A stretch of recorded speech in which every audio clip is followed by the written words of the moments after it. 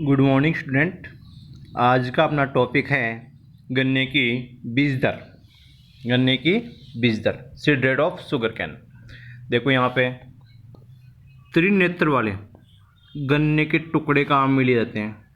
कौन से लिए जाते हैं? त्रिनेत्र वाले गन्ने के टुकड़े काम में लिए जाते हैं, जिनकी एक हेक्टेयर के लिए संख्या रखी जाती है 35,000 से 40,000 प्रति हेक्टेयर। और इनका वज़न की बात करें, मतलब 35,000 से 40,000 जो सेट्स होते हैं उनके वज़न का बात करें तो वज़न होता है 65 से 70 क्विंटल। वज़न कितना होता है? 65 से 70 क्विंटल। कई बार जेट के एग्ज़ाम में पूछता है कि गन्ने की 1 हेक्टेयर के लिए बुआई के लिए गन्ने के टुकड़ों का वज़न कितना होना चाहिए, तो वो होना चाहिए 65 से 70 क्विंटल प्रति हेक्टेयर। और यहाँ पे देखो फिर 2 आँख वाले गन्ने के टुकड़े, 2 आँख वाले गन्ने के टुकड़े कितने लिए जाते हैं? 80,000 से 1,00,000 प्रति हेक्टेयर बुआई के काम में लिए जाते हैं। और 3 आँख वाले तो 35,000 से 40,000, और 2 आँख वाले कितने होते हैं? 80,000 से 1,00,000 टुकड़े काम में लेते हैं। अब बात करें अपन बीजोपचार की, बात करें किसकी? बीजोपचार की। तो बीजोपचार मतलब सीड ट्रीटमेंट में देखो आप, गन्ने के टुकड़ों को बुआई से पहले, गन्ने के टुकड़ों को बुआई से पहले 0.5% एगलोल, 0.5% एगलोल या 0.25% एरिटॉन, 0.5% एगलोल या 0.25% एरिटॉन से उपचारित करके 10 ppm कितना?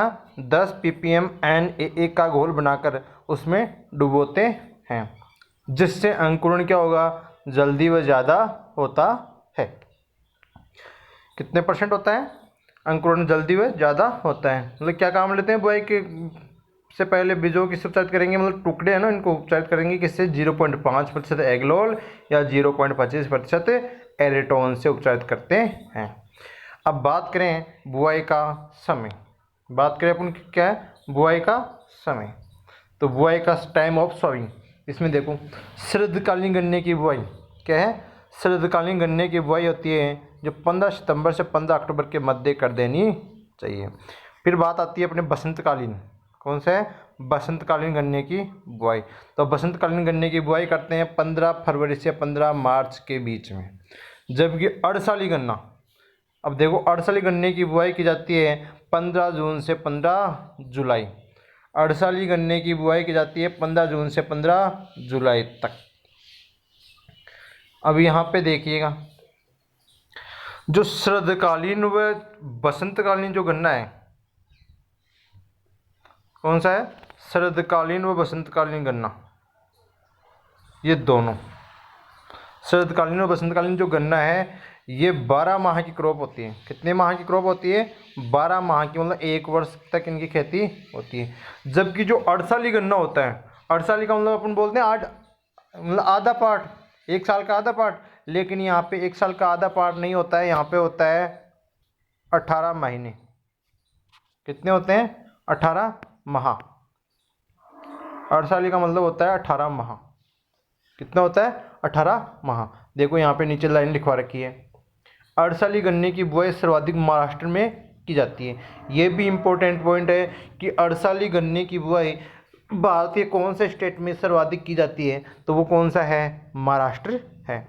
अब बात करें अपन मृदा की, बात करें किसकी? मृदा की, सॉइल।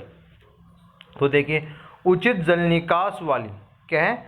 उचित जल निकास वाली दोमट मृदा उपयुक्त रहती है, जिसका पीएच मान 5.5 से 7 के मध्य होना चाहिए। क्योंकि गन्ने को पानी की आवश्यकता ज़्यादा होती है, तो आवश्यकता ज़्यादा होगी तो मृदा कैसी होगी? अम्लीय। और अम्लीय मृदाओं का पीएच आपको पता है 7 से नीचे होता है। अब बात करें अपन बुआई की विधियाँ, तो बुआई की विधि में पहली विधि है समतल विधि। कौन सी है? समतल विधि। इसमें देखो आप, गन्ने की बुआई की इस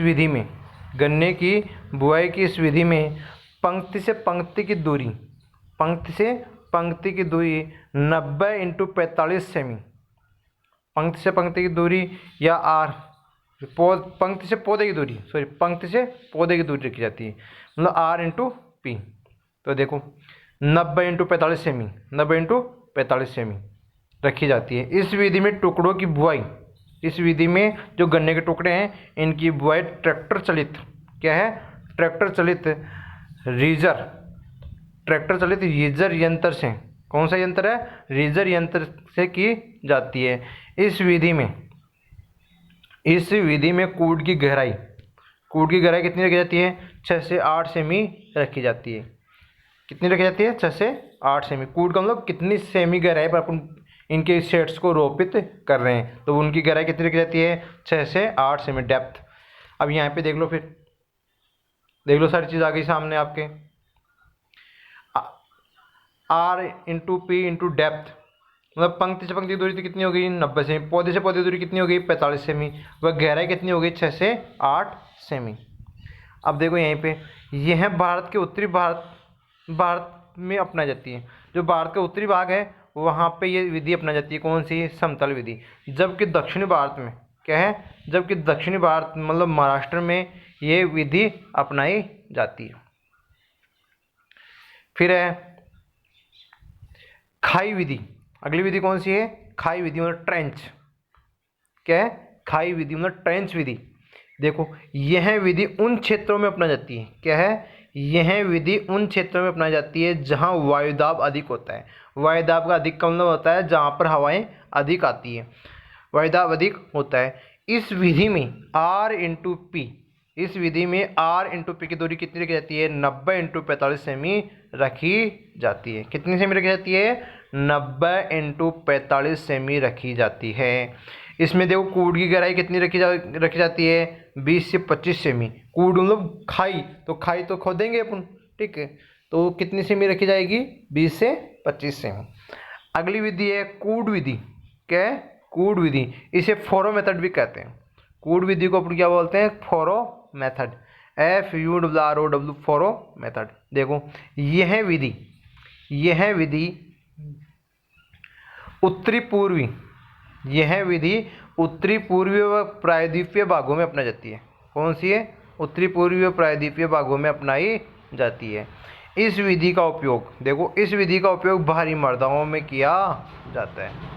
भारी मृदाओं में मतलब जहाँ पे ब्लैक सोइल ज़्यादा है ना, वहाँ पे पथरीली मृदा, ठीक है। इसमें गन्ने के टुकड़ों की बुआई 15 सेमी गहराई पर की जाती है। कितनी सेमी गहराई पर की जाती है, 15 सेमी गहराई पर की जाती है। तो आपसे क्वेश्चन पूछा जाता है कि कूड, गन्ने की जो बुआई की कूड विधि है, इसमें गन्ने के टुकड़ों को कितनी सेमी गहराई पर रोपित किया जाता है, तो आपके सीधा सा आंसर क्या आएगा, 15 सेमी। अब अगली विधि है ट्रांसप्लांटर या प्लांट ट्रांसफर। पौध रोपण विधि, मतलब पहले क्या कर रहे हैं, इसकी पौध तैयार करके रोपित करते हैं। तो इसमें देखो यह विधि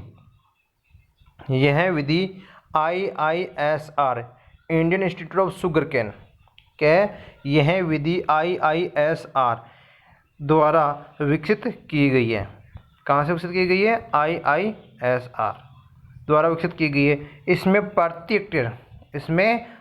हेक्टेयर पौध तैयार करने हेतु, इसमें प्रति हेक्टेयर के लिए पौध तैयार करने के लिए कितनी आवश्यकता होती है, 20 क्विंटल टुकड़ों की काम की आवश्यकता होती है। मतलब 20 क्विंटल टुकड़ों काम में लिए जाते हैं। इसमें 40 से 55 दिन में पौध तैयार हो जाती है। कितने दिन में हो जाती है, 40 से 55 दिन में पौध तैयार हो जाती है, और जिसे अपन मुख्य खेत में फिर क्या करते हैं, रोपित करते हैं 55 दिन बाद में। अब बात करें अपने खाद एवं उर्वरक, तो गोबरी खाद इसमें काम ली जाती है 15 से 20 टन, नाइट्रोजन 120 से 150 kg, फॉस्फोरस देखो 60 से 80 kg, पोटास 50 से 60 kg, वह कैल्शियम लिया जाता है 40 kg। कैल्शियम कितना लिया जाता है, 40 kg काम में लिया जाता है। अब बात करें अपन सिंचाई की, तो देखो गन्ने की फसल को 1500 से 2500 mm, गन्ने की फसल को 1500 से 2500 mm जलमांग की आवश्यकता होती है। मतलब सबसे ज़्यादा जलमांग किसकी होती है, गन्ने की होती है। देखो फिर है मुख्य क्रांतिक अवस्थाएं, देखो इसकी मुख्य क्रांतिक अवस्थाओं में देखो गन्ने के टुकड़ों का अंकुरण होते समय, फिर है तने का निर्माण होते समय, फिर तने में गांठें बनते समय, व तना पकते समय। ये इसकी 4 मुख्य क्रांतिक अवस्थाएं होती है, critical stage of sugar cane. ठीक है, अब बात करें अपनी खरपतवार नियंत्रण की। बात करें किसकी? खरपतवार नियंत्रण की। तो खरपतवार नियंत्रण में देखो गन्ने की फसल में खरपतवार नियंत्रण हेतु, गन्ने की फसल में खरपतवार नियंत्रण हेतु अंकुरण से पहले, अंकुरण से पहले 2 से 2.5 kg, अंकुरण से पहले 2 से 2.5 kg एट्राजीन या सीमाजीन, एट्राजीन या सीमाजीन प्रति हेक्टेयर काम में लिया जाता है। ये आपको मैंने बताया था खरपतवार वाले चैप्टर में, कौन सी फसल में कौन सा शाकनाशी काम में लेते हैं, एक चार्ट सा बनवाया था। अब यहाँ पे देखो फिर खड़ी फसल में क्या है, खड़ी फसल में, खड़ी फसल में क्या लेते हैं? 2,4-D, क्या लेते हैं? 2,4-D की 1 kg मात्रा प्रति हेक्टेयर छिड़काव में काम में लेते हैं। अब देखो इसमें बात आती है कि गन्ने में कौन कौन सी क्रियाएं की जाती है, गन्ने में कौन कौन सी प्रोसेस अपनाई जाती है, क्रियाएं की जाती है। तो पहली देखो प्रोसेस होती है, कौन सी है पहली प्रोसेस? अंधी गुड़ाई, ब्लाइंड होइंग, अंधी गुड़ाई, ब्लाइंड होइंग। देखो इसमें यह क्रिया गन्ने व आलू में, यह क्रिया गन्ने व आलू में बुआई के बाद व अंकुरण से पूर्व अपनाई जाती है। कब अपनाई जाती है? बुआई के बाद व अंकुरण से पहले ये क्रिया अपनाई जाती है। इस क्रिया के दौरान खरपतवार नियंत्रण किया जाता है। अंधी गुड़ाई का मतलब क्या होता है कि बुआई कर दी और बुआई के 1-2 दिन बाद में अपन क्या करते हैं, उस खेत में खरपतवार नियंत्रण कर लेते हैं। क्यों अंधी गुड़ाई क्यों करते हैं? क्योंकि इसको मतलब सीधी सी बात यह है कि इसके कंद है ना, उनको अपन गहराई पे रोपित करेंगे, ठीक है, तो इनके उखड़ने का अपने के पास कोई चांस ही नहीं रहता। अब बात करें प्रोपिंग, बात करें किसकी? प्रोपिंग की। तो देखो यह क्रिया, यह क्रिया तेज धूप, वर्षा, आंधी व कीट पतंगों से, यह क्रिया तेज धूप, वर्षा, आंधी व कीट पतंगों से फसल को बचाने के लिए, वह कीट पतंगों से फसल को बचाने के लिए की जाती है। इसमें गन्ने के 5 से 8 तनों को, कितने के? इसमें गन्ने के 5 से 8 तनों को एक जगह करके बांध दिया जाता है, वो होती है प्रोपिंग की क्रिया। कई बार आपने ये भी देखा होगा बाजरे में भी करते हैं, मक्का में भी करते हैं, ज्वार में भी करते हैं, या अपने जैसे कूचा होता है, जो कूचा कई बार क्या होता है बरसात के दिनों में एक साइड में गिर जाता है, तो उसके 5 से 6 डंठलों को एक जगह क्या करते हैं, बांध देते हैं। अब आता है मिट्टी चढ़ाना। क्या है? मिट्टी चढ़ाना, अर्थिंग अप, क्या बोलते हैं इसको? Earthing up. तो देखो इसमें गन्ने के पौधों को गिरने से बचाने के लिए, गन्ने के पौधों को गिरने से बचाने के लिए उनके धरातल के पास, उनके धरातल के पास मिट्टी चढ़ा दी जाती है। क्या चढ़ा दी जाती है? मिट्टी चढ़ा जाती है, ठीक है। ये तो वो क्या हो गया? Earthing up. अब आपको ये क्वेश्चन पूछा जाता है कि अर्थिंग अप की क्रिया फसलों में मुख्यतः कितने दिन बाद में की जाती है? तो वो होती है बुआई के 40 दिन बाद, लगभग बुआई के 40 दिन बाद फसलों में, जैसे गन्ना है, आलू है, ठीक है, इनमें अर्थिंग अप की क्रिया की जाती है। एक अपने मूंगफली में भी अर्थिंग अप की क्रिया की जाती है। किसमें की जाती है? मूंगफली में भी अर्थिंग अप की क्रिया की जाती है। अब नोट डाल के मैंने आपको यहाँ पे लाइन लिखवा रखी है, देखो नोट डाल के लाइन लिखवा दी। ये गन्ने की परिपक्वता के लिए क्या है? गन्ने की परिपक्वता के लिए 4 से 5 लीटर, 4 से 5 लीटर ग्लाइफोसेट, ग्लाइफोसेट 4 से 5 लीटर ग्लाइफोसेट या पोलारिस रसायन, ग्लाइफोसेट या पोलारिस रसायन प्रति हेक्टेयर की दर से काम में लेते हैं। मतलब गन्ने को पकाने के लिए क्या है? गन्ने को पकाने के लिए ग्लाइफोसेट या पोलारिस रसायन काम में लेते हैं, और उसकी मात्रा कितनी दी जाती है? 4 से 5 लीटर। अब यहीं पे देखो ये चीज़ मैंने आपको शुरू में लिखवा रखी है, ये दोनों भारतीय गन्ना अनुसंधान संस्थान कहाँ है? लखनऊ में। और गन्ने की परिपक्वता कहाँ आपको किससे नापते हैं? रिफ्रैक्टोमीटर के द्वारा। ये लिखवा रखा है आपको। अब देखो परिपक्वता के लक्षण, गन्ने की परिपक्वता के लक्षण कि गन्ना पकता है तो उसके लक्षण क्या क्या प्रदर्शित होते हैं वो देखो। गन्ने के तने से धातु की समान आवाज़ आती है। जब अपन दो धातुओं को एक साथ मिलाते हैं या टकराते हैं तो उसमें धातु बजती है, टंकार की आवाज़ आती है, वैसे गन्ने के तने से आवाज़ आती है। फिर है पत्तियाँ पीली पड़ जाती है। क्या है? पत्तियाँ पीली पड़ जाती है। TSS 16 से 18% होना चाहिए तथा ग्लूकोज की मात्रा 0.5% होनी चाहिए। ठीक है। फिर है उस अवस्था में गन्ने की क्या कर देनी चाहिए? कटाई कर लेनी चाहिए। ये परिपक्वता के लक्षण, इस लक्षण के आधार पर अपन को क्या करनी है? गन्ने की कटाई करनी है। अब बात करें अपन रोगों की, बात करें किसकी? रोग की।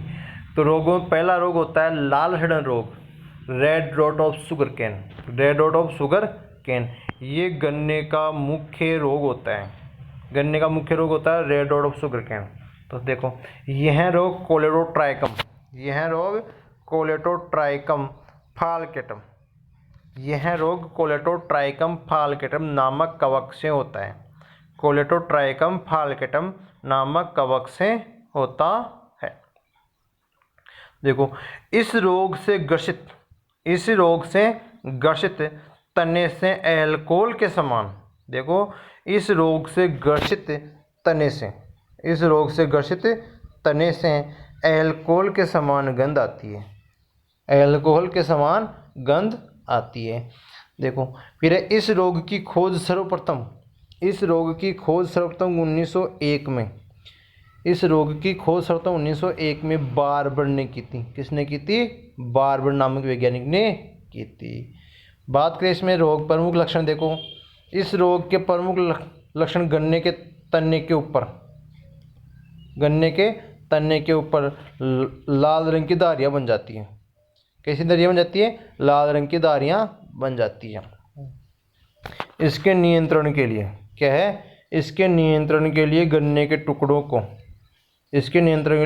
टुकड़ों को एरिटोन, किससे? एरिटोन से उपचारित करके बोना चाहिए। अब अगली बीमारी है ग्रेसी सूट डिजीज।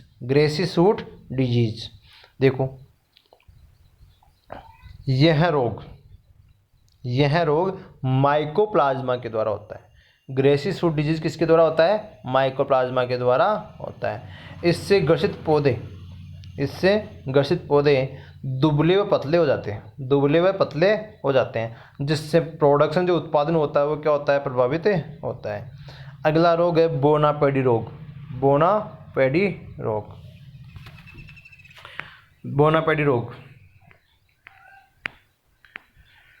मतलब बोनापेडी मतलब क्या है? जो गन्ने का पौधा होता है वो क्या करता है? छोटा हो जाता है। देखो यह रोग विषाणु के द्वारा होता है। किसके द्वारा होता है? विषाणु के द्वारा होता है। इसमें पौधा अपनी पूर्णतः वृद्धि नहीं कर पाता। क्या नहीं कर पाता?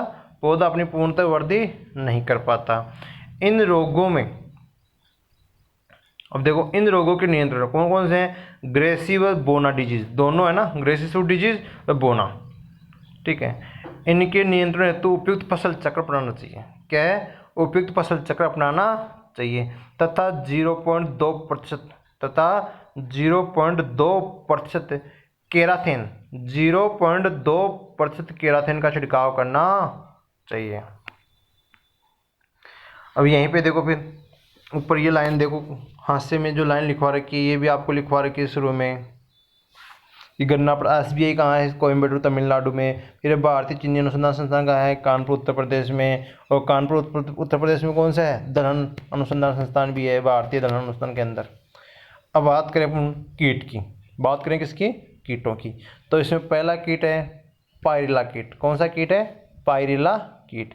यह कीट अप्रैल से अक्टूबर तक, क्या है? अप्रैल से अक्टूबर तक सक्रिय रहता है। मतलब अप्रैल से अक्टूबर माह तक क्या है? गन्ने की फसल को नुकसान पहुंचाता है। यह कीट गन्ने की पत्तियों व तने से रस चूसता है। गन्ने की पत्तियों व तने से रस चूसता है। जिस पौधे पर इस कीट का प्रकोप होता है, उस पौधे से शहद के समान पदार्थ निकलता है। किसके समान पदार्थ निकलता है? शहद के समान पदार्थ निकलता है। इसके नियंत्रण हेतु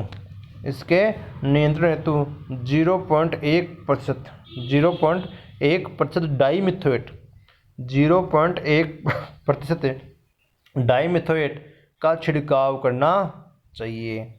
तथा इसके अलावा एपिकार्निया क्या है? एपिकार्निया के 1,00,000 अंड परजीवी कीट प्रति हेक्टेयर छोड़ने चाहिए। अब एपिकार्निया क्या है? जीव है, ये एक प्रकार क्या है? जीव है, ठीक है। और अपने आगे जैविक खेती का चैप्टर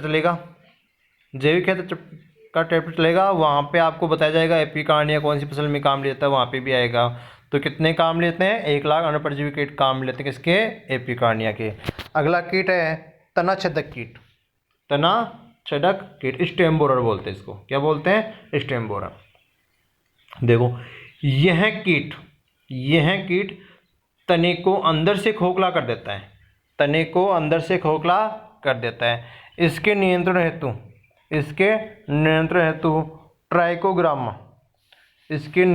ट्राइकोग्रामा के अंड परजीवी कीट काम में लेते हैं। ये भी जैविक खेती वाले चैप्टर में आएगा। ट्राइकोग्रामा क्या होता है? देखो इसके नियंत्रण हेतु ट्राइकोग्रामा के अंड परजीवी कीट काम में लिए जाते हैं, ठीक है। तथा इसके अलावा इसके नियंत्रण के लिए तने पर चिकनी मिट्टी मतलब जो काली मृदा होती है ना, उसका क्या कर देना चाहिए? लेप कर देना चाहिए, ताकि ये कीट तने में ना घुस पाए। अब बात करें उपज की, किसकी? उपज की। तो उपज होती है 800 से 1000 क्विंटल उत्पादन होता है। एक साली जो गन्ना है उससे कितने होते हैं? 800 से 1000 क्विंटल उत्पादन होता है। जबकि अड़साली जो गन्ना होता है उससे 1000 से 1200 क्विंटल प्रति हेक्टेयर उपज होती है। ठीक है स्टूडेंट्स, आज के लिए इतना ही है। और कल अपन पढ़ेंगे आलू। कल क्या पढ़ेंगे?